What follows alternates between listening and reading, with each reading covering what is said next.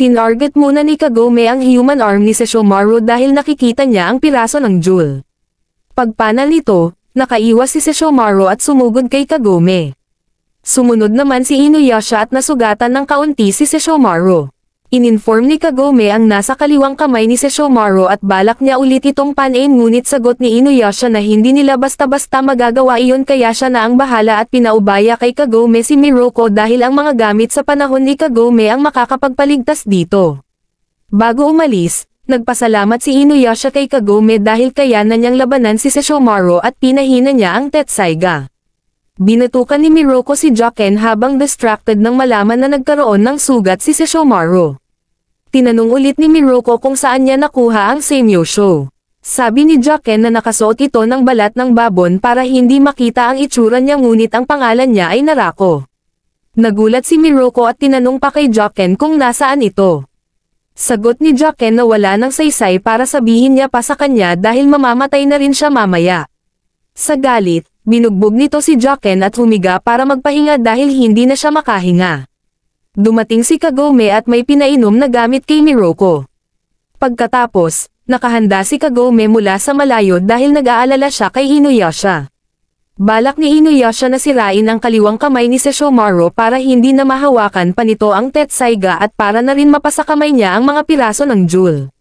Nagpatuloy ang laban ng magkapatid hanggang sa nasuntok ni Sesshomaru sa mukha si Inuyasha.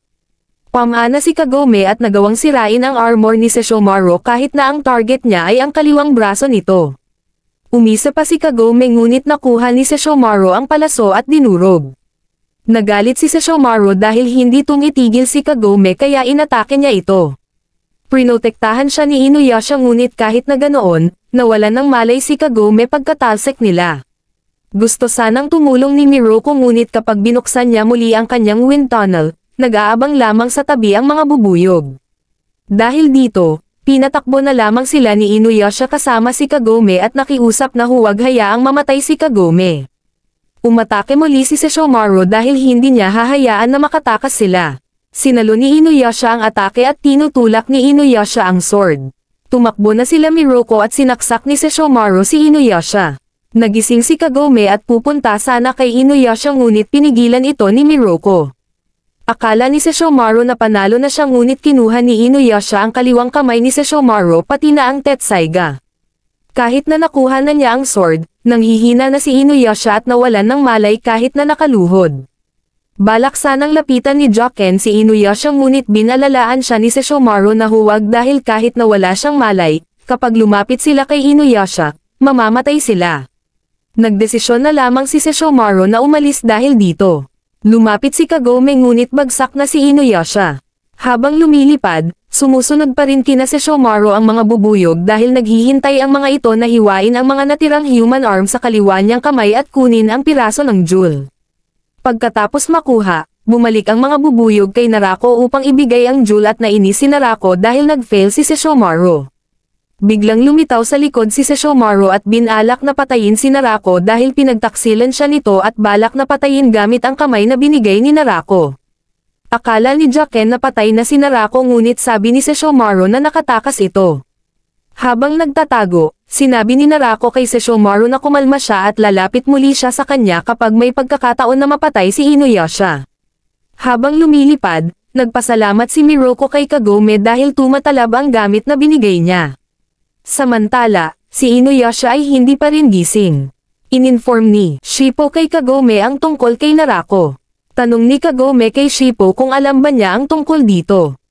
Sagot ni Shippo na wala at ang pinag-aalala ni Kagome na kung malaman ito ni Inuyasha ay hahanapin niya ito agad kahit na may injury pa siya ng malubha kaya balak muna nila itong ilihim kay Inuyasha. Ngunit alam na pala ito ni Inuyasha at may kaunting takot ang nadadama nito imbis na galit. Pagkababa, may gustong sabihin si Inuyasha kay Kagome nang silang dalawa lamang. Naglakad sila papuntang well at masyado umaakto si Inuyasha ng weird. Niyakap ni Inuyasha si Kagome at sinabi na natatakot siyang mamatay si Kagome. Habang nakayakap, kinuha ni Inuyasha ang jewel kay Kagome at sinabi na bumalik na siya sa modern era dahil mas lalong nang mapanganib doon simula ngayon at huwag na siyang babalik kailanman. Tinulak ni Inuyasha si Kagome sa well at nagulat sina Miroko sa ginawa nito. Sabi ni Inuyasha sa mga ito na sa kabilang side ng well, nararapat si Kagome na manatili, hindi sa era nila. Nagalit si Kagome at balak na ulit na bumalik ngunit hindi siya makabalik dahil wala na sa kanya ang jewel. Hinarangan ng puno ni Inuyasha ang well at balak na lalo pang sirain. Pinipigilan ito ni Shippo at tanong nito na ayaw na ba niyang makita muli si Kagome. Sagot ni Inuyasha na kapag kasama niya si Kagome, hindi niya kayang makipaglaban sa paraan na gusto niya. Balak na nilang hanapin si Narako kahit na may injury pa si Inuyasha at ayaw sumama ni Shippo sa kanila at mananatili siya sa well. Sabi ni Miroko na naiintindihan niya kung bakit niya ginawa kay Kagome iyon at tanong nito kay Inuyasha kung papaano niya ito mahahanap si Narako wala pa silang ideya kung saan ito mahahanap. Dahil wala, umupo muna si Miroko at isipin muna nila ang kanilang gagawin. Ayaw ni Inuyasha dahil wala na siyang oras ngunit sabi ni Miroko na parehas lamang sila at gusto niyang patayin si Narako pero kailangan nila itong gawin ng walang padalos-dalos. Umupo na lamang si Inuyasha at nag-isip muna sila. Tanong ni Miroko kay Inuyasha kung nakilala na ba niya si Narako, 50 years ago, sagot ni Inuyasha na kung nakilala niya man si Narako, sigurado siya na nakadisguise ito bilang Kikyo dahil hindi naman niya alam ang mukha nito. Sa tingin ni Miroko na si Kikyo ang pakay ni Narako kaya niya nagawa ang trap kina Kikyo at Inuyasha. Samantala, si Kagome ay iniisip si Inuyasha at nade-develop ang feelings nito kay Inuyasha. Pinapagaling ni Kaede si Inuyasha at sinabi na hindi muna siya pwedeng makipaglaban ngunit naniniwala si Inuyasha na gagaling siya sa susunod na ilang araw lamang. Napapaisip si Kaede na nung na-resurrect si Kikyo, sabi nito na ninakaw ni Inuyasha ang jewel sa kanya. Kung si Narako ay nag-disguise bilang Inuyasha, nakuha na dapat nito ang jewel ngunit hindi ito sapat sa kanya at trinik pa si Inuyasha para atakihin ang village upang kuhanin ang jewel. Tanong pa niya na ginawa niya ba talaga ito para magkamuhian silang dalawa ni Kikyo at Inuyasha o ginawa niya ito dahil sinusubukan ni Narako na lagyan ang puso ni Kikyo ng hate at bitterness. Nung nakay Kikyo ang jewel ay nanatiling pure ngunit kapag nagkaroon si Kikyo ng hate o hindi malinis ang puso nito, ang jewel ay magkakaroon ng puno ng kapangyarihan na may lakas ng kasamaan. At nung araw na iyon, isang tao lamang ang naghahangad na maging ganoon ang mangyari. Dinala sila Miroko at Inuyasha ni Kaede kung saan nakatira ang naghahangad nito. Ang pangalan ng lalaki ay Onigumo. Sabi pa ni Kaede nung makilala nila si Onigumo, siya ay may mga burn scars sa buong katawan at durog ang mga binti. Kahit na ganoon, buhay pa rin ito at inalagaan ni Kikyo. Unti-unting gumaling si Onigumo at nagawa ng makapagsalita. Habang balak na punasan ni Kaede si Onigumo, sabi nito sa kanya na interesado si Onigumo sa jewel at gusto niyang makita na natatakot at nag-aalala si Kikyo para hindi maging pure ang jewel. Sinabi naman din agad ni Kaede kay Kikyo ang sinabi sa kanya ni Onigumo. Ayaw ni Kaede sa kanya ngunit sabi ni Kikyo na patawarin niya ito dahil hindi na rin naman si Onigumo makakagalaw sa kuweba. Pagkatapos nun, sinil ni Kikyo si Inuyasha at namatay. Pagkatapos ng ilang araw, pumunta siya sa kuweba at ito ay nasunog. Sa tingin ni Kaede na dahil hindi makagalaw si Onigumo, nasunog ang buong katawan nito na walang kahit anumang bakas. Sabi ni Inuyasha kay Kaede na maaaring hindi ito ang hinahanap niya dahil ang hinahanap niya ay demon at si Onigumo ay tao. Sa may well, naiinis pa rin si Shippo kay Inuyasha dahil sa ginawa nito at biglang may mga lumabas na mga demon beast sa likod ni Shippo. Pagkapasok ng tatlo sa kuweba, muling nagbukas ang sugat ni Inuyasha. Biglang dumating ang boss at nagpakilala ito bilang Guardian of Hell, Royakan.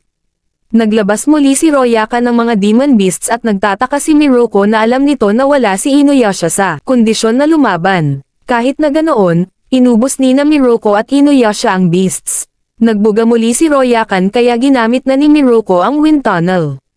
Pagkahigop, sinabi niya kay Inuyasha na pumunta sa likod niya ngunit hindi ito hahayaan ni Royakan. Samantala, sa may puno, nanonood si Narako sa kanila. Nanghihina na si Inuyasha at balak ni Miroko na higupin si Royakan.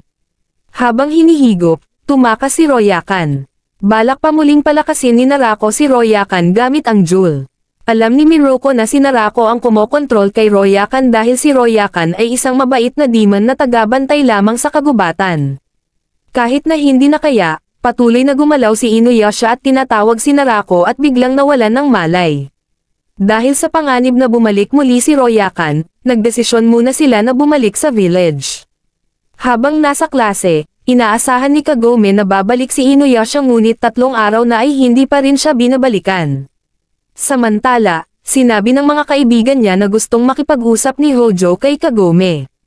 Kinamusta ni Hojo si Kagome at gustong makasama si Kagome sa Sabado para manood ng movie. Sa Sabado, inaasahan ni Kagome na pupunta si Inuyasha para sa kanya ngunit hindi pa siya sigurado at pinilit siya ng mga kaibigan na sumama na at pumayag rin naman si Kagome. Sa kabilang banda, kinulong ni Nakayede si Inuyasha sa isang maliit na kubo na may seal para hindi siya makalabas. Sa gubat, pinuntahan ni Narako si Royakan at sinabi ni Royakan na ayaw na niyang kalabanan muli si Inuyasha dahil natatakot siya na mahigop sa wind tunnel ni Miroko.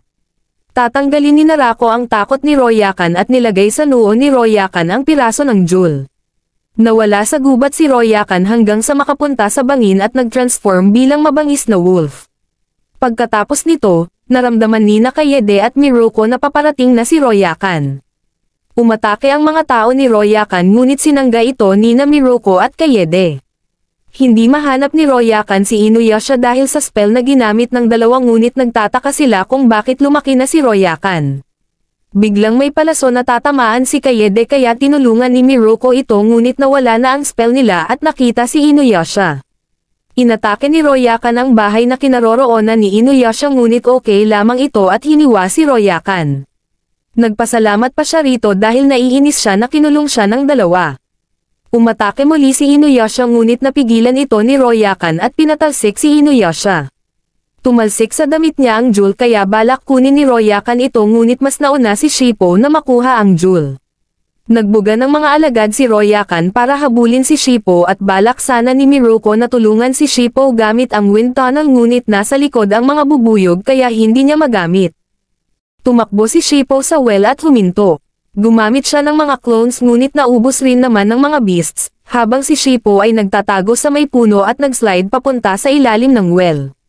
Naitlugan si Shippo sa puno kaya nawalan siya ng malay at lalong nahulog sa kailaliman. Nahulog sa damit nito ang jewel at biglang may naramdaman si Kagome. Pinuntahan niya ang well kahit na may date sila ni Hojo. Pagkatingin sa well, wala naman siyang nakikita at balak nang pumunta ng date dahil late na siya. Patuloy nila Inuyasha at Miroko na inuubos ang kalaban ngunit walang saysay kay Royakan ang mga atake ni Inuyasha. Nagtataka si Kayede dahil ang mabagal na paggalaw ni Inuyasha ay hindi lamang sa injury kundi si Kagome. Sabi pa nito na kapag wala si Kagome, hindi kayang mapagtanto ni Inuyasha ang tunay niyang kapangyarihan. Inutos ni Miroko kay Inuyasha na hanapin ang sacred jewel nito at doon niya matatalo si Royakan. Ngunit si Kagome lagi ang nagsasabi sa kanya kung saan nakalocate ang bawat sacred jewel sa mga demons at mataas ang pride ni Inuyasha kaya hindi na niya pwedeng pabalikin si Kagome doon. Samantala, si Kagome ay walang focus sa date nila Hojo dahil iniisip nito si Inuyasha. Napansin ni Hojo na parang pilit lamang si Kagome na pumunta sa date at akala nito na mayroon pa rin siyang sakit at hindi nito pinaghihinalaan si Kagome na may gustong iba. Umalis agad si Kagome sa date nila at bumalik sa well. Bumaba siya at nararamdaman ang sacred jewel sa baba ngunit hindi niya makita. Pagkagising ni Shippo, nakita siya ng mga beasts. Naghuhukay si Kagome at biglang naruroon ang jewel kaya nakabalik siya sa feudal era. Natuwa naman si Shippo sa pagbabalik ni Kagome, habang ang mga beasts ay pababa na sa well. Naaamoy ni Inuyasha si Kagome at balak na puntahan ngunit pinipigilan siya ni Royakan. Lumakas si Inuyasha nang malaman na bumalik si Kagome at sinaktan si Royakan dahil ayaw nitong tumabi. Pumunta agad si Inuyasha sa well habang sumusunod si Royakan. Sinabi ni Shippo na hindi pa magaling ang sugat ni Inuyasha at nasa panganib ito kaya tama ang hinala ni Kagome na hindi mabuti ang lagay ni Inuyasha. Aatakihin na sana silang dalawa ng beasts ngunit hinila ni Inuyasha pataas ang nakaharang na puno sa well at binato sa bunganga ni Royakan. Nawala ang mga tauhan ni Royakan nang tumamba ito. Pagkakita ng dalawa sa isa't isa, nagalit si Inuyasha kung bakit bumalik si Kagome. Niyakap ni Kagome si Inuyasha at sinabi na akala niya patay na si Inuyasha dahil hindi siya pinuntahan ni Inuyasha sa kabilang era at miss niya na rin si Inuyasha. Ngunit nagalit si Kagome dahil hindi siya namimiss nito. Samantala, nagtataka si Kaede kung bakit nawala ang mga kuyog ng bubuyog sa paligid nila. Sa malapit, tinitingnan ni Narako si Kagome at nagtataka kung si Kikyo ba ito o hindi. Habang tinutulungan si Shippo, may naramdaman siyang presensya at ininform niya kina Inuyasha na mayroong malapit sa kanila na mayroong piraso ng jewel. Gumalaw agad sina Miruko at Inuyasha at nahanap nila si Narako. Tanong ni Inuyasha kay Narako kung anong galit mayroon si Narako sa kanya. Nang magsalita si Narako, napagtanto ni Kaede na si Onigumo nga si Narako. Sabi ni Narako na siya nga si Onigumo, pero ang Onigumo dati ay isang kahiyahiyang lalaki. Sinimulan nito na magustuhan ang isang mabait na priestess na inalagaan siya. Siya ay sumuko sa kanilang kahinaan at tinawag ang mga demons. Kahit na ang kanyang nabubulok na kaluluwa ay kapaki-pakinabang sa kanila. Hiniling nito sa mga demons na gusto niyang magkaroon ng katawan na nakakagalaw ng maayos para makuha ang sacred jewel at ang kapalit ay kainin siya ng mga ito. Simula noon, ang mga demons ay naging isa bilang Narako. Dagdag pa ni Narako na dahil ang priestess ay naging mahinang babae at 9 love ito sa isang half-demon kaya ang mga demons ay nagpatuloy na kumalat sa lugar. Balak pa ni Kikyo na gamitin ang kapangyarihan ng jewel para sa kanyang pambatang mga gusto kaya nagalit si Narako at pinarusahan si Kikyo pati na si Inuyasha ay pinarusahan rin. Lalong na si Inuyasha sa kanya dahil trinik sila nito para magkagalit sila ni Kikyo. Tanong naman ni Narako kay Inuyasha na ang tiwala ba nila sa isa't isa ay madaling masira. Paliwanag ni Narako na ang mapait na galit ay maglalagay sa kanila laban sa isa't isa. Iyon ang tunay na legacy ng tiwala ng dalawa sa isa't isa. Hindi kayang maintindihan ni Kikyo na imbis na piliin ang kamatayan, dapat pinili ni Kikyo ang buhay niya at ginamit ang jewel. Kung siya ay nagsumamo para sa kanyang buhay, ang kanyang walang kwentang hiling ay natupad sana at maiintindihan nito ang tunay na katotohanan ng kadiliman. Sabi pa niya na ang sacred jewel ay lalo pang gumanda nung nagkaroon ng bahid. Lalo lamang nagalit si Inuyasha kay Narako at tinanong kay Kagome kung ilang piraso ng jewel ang nakikita niya kay Narako. Sabi ni Kagome na higit pa sa 20. Umatake na si Inuyasha at nasira nito ang balat ng babon na suot ni Narako. Nagpakalat ng lason si Narako kaya nagsitakbuhan sina Kagome. Matapang na bumaba si Inuyasha sa lason ni Narako at ginamit nito ang Tetsaiga at hiniwa ang mga lason. Tatakas na sana si Narako ngunit nakaabot si Inuyasha at nahiwa ang likod ni Narako. Kahit na ganoon, nakatakas pa rin si Narako.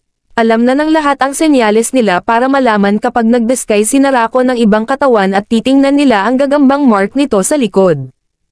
Pagkatapos nito, pumunta sila sa isang mansion at akala ni Inuyasha na lolokohin na naman niya ang may-ari para makapag-stay sila doon ngunit sabi ni Miruko na mayroon talaga siyang nararamdaman ngayon na totoo. Pagkapasok nila, may isang demon ang naruroon na magnanakaw ng kaluluwa ng mga namatay na prinsesa.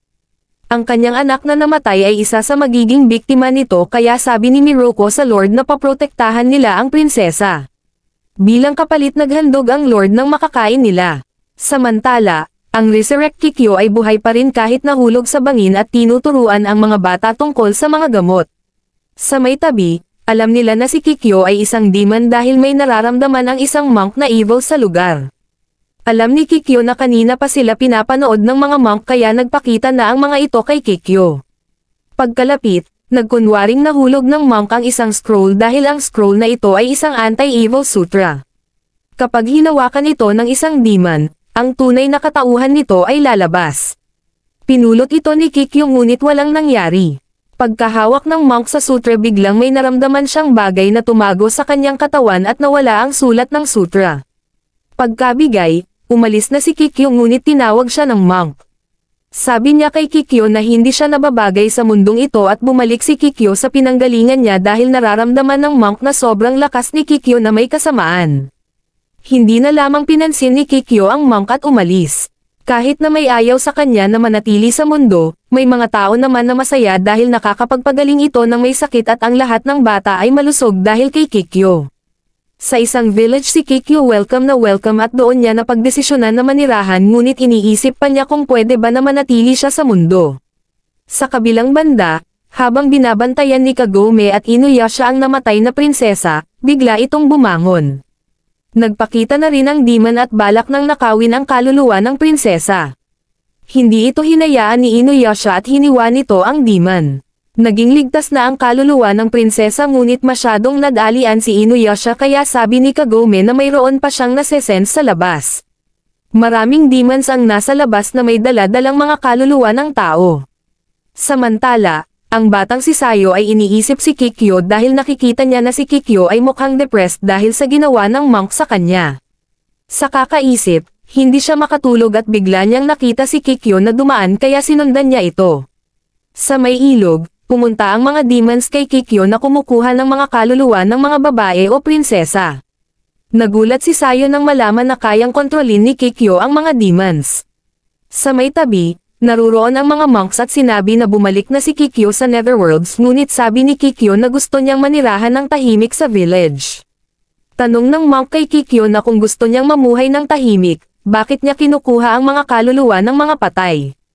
Sa tingin ng monk na hindi kayang mapanatili ni Kikyo ang kanyang katawan kapag wala ang mga kaluluwang ito. May nilabas na gamit ang monk at susubukan nitong pabalikin si Kikyo sa Netherworld para sa ikabubuti ni Kikyo. Gumamit ng demon binding spell ang monk para maligtas ang soul ni Kikyo ngunit hindi pumayag si Kikyo at nasira niya ang spell. Tumalsik ang kamay ng dragon sa leeg ng monk kaya bigla itong bumagsak. Natakot ang isang monk kaya tumakbo na lamang at iniwan ang kasama niya. Hinawakan ng monk ang paa ni Kikyo at tinanong kung anong balak niyang gawin sa mundong ito bago tuluyang mamatay. Biglang napansin ni Kikyo si Sayo na may takot sa kanya. Dahil dito, umalis na lamang si Kikyo sa village at humingi ng tawad. Samantala, gusto ni Kagome na iligtas ang mga kaluluwa ng mga namatay na prinsesa ngunit hindi nila alam kung saan ito mahahanap. Tsaka wala nang gana si Inuyasha na tumulong at wala rin naman silang makukuhang piraso ng jewel kahit na iligtas pa nila ang mga kaluluwa. Biglang nakita ni Kagome ang monk na palutang-lutang sa ilog na kasama ng pinatay ni Kikyo. Kinuha nila ang monk at pagkagising, nang makita si Kagome, nagulat ito dahil kamukha nito si Kikyo. In-inform ng monk sa kanila na may demon na na-encounter siya na kamukha ni Kagome. Sabi pa niya na ang pangalan ng demon ay Kikyo. Nagalit si Inuyasha at sinabi na kung nagsisinungaling siya, papatayin niya ang monk. Sabi ng monk na hindi siya nagsisinungaling at si Kikyo ay kinuha ang mga kaluluwa ng mga namatay na babae. Wala siyang pake sa mga kaluluwa at tanong nito kung paano nalaman ng monk ang pangalan ni Kikyo. Sagot nito na tinatawag siya ng mga bata sa kalapit na village na Kikyo. Nag-aalala si Inuyasha kay Kikyo at gusto niya itong iligtas. Tanong ng dalawa kay Kagome na susundan ba nila si Inuyasha, sagot ni Kagome na mahal pa rin ni Inuyasha si Kikyo kaya mas mabuti na lamang na huwag na silang makialam. Naiintindihan ito ni Miruko at sinabi na ang babaeng minahal ni Inuyasha noon ay maaaring nagbago ngunit ayaw nitong mahalin pa si Kikyo ng ibang lalaki at gusto ni Inuyasha na sa kanya lamang ito. Biglang naging cold na si Kagome at naiinis dahil nagseselos siya at hindi niya alam ang balak na gawin ni Inuyasha. Habang naglalakad, biglang dumilim ang paligid at nakita ng tatlo ang mga demons na kumukuha ng mga kaluluwa. Sinundan nila ito kung saan pupunta at biglang nagkaroon ng barrier. Nakatago si Kagome ngunit si Miruko at Shippo ay hindi.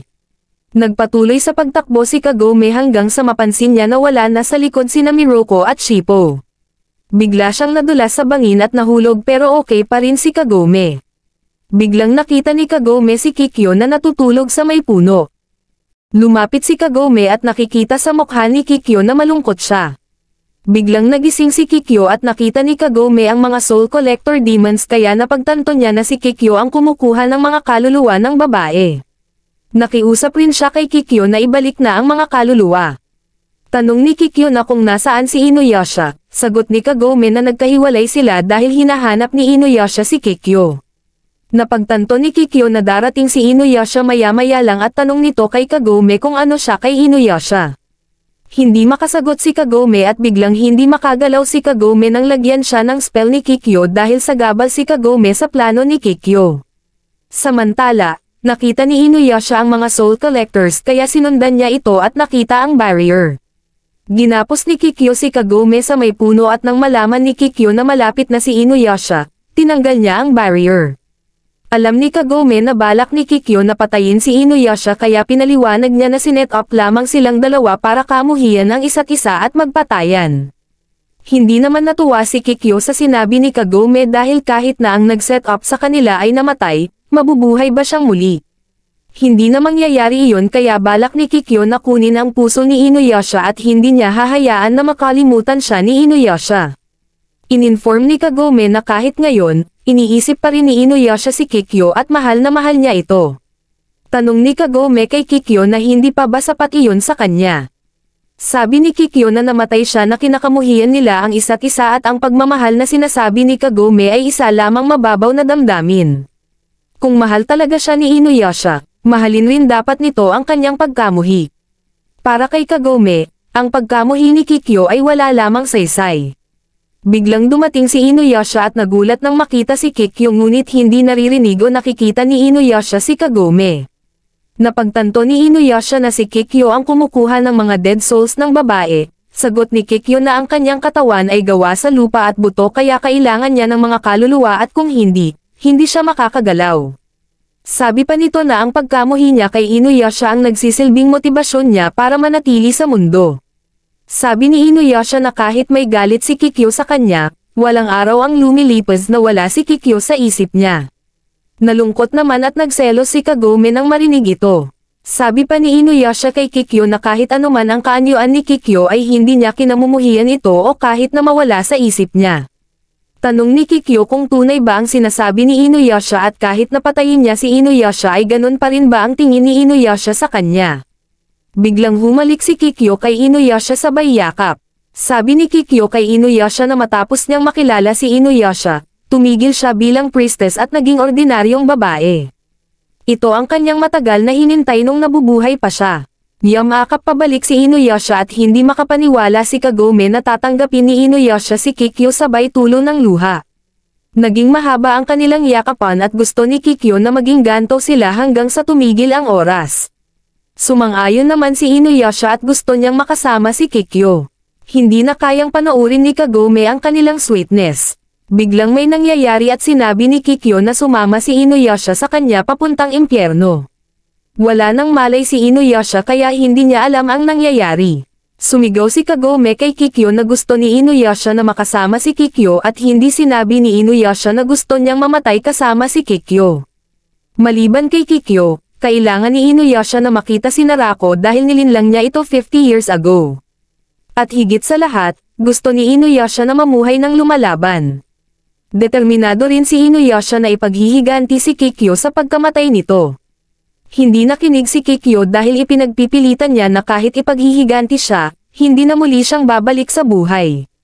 Pababa na sila at sinabi ni Kagome na kung may malay lamang si Inuyasha, hindi siya susunod kay Kikyo at lalo nang nagalit si Kagome. Pagkasigaw, may nangyayari kay Kikyo at umaalis ang mga kaluluwa na kinuha ni Kikyo sa katawan niya.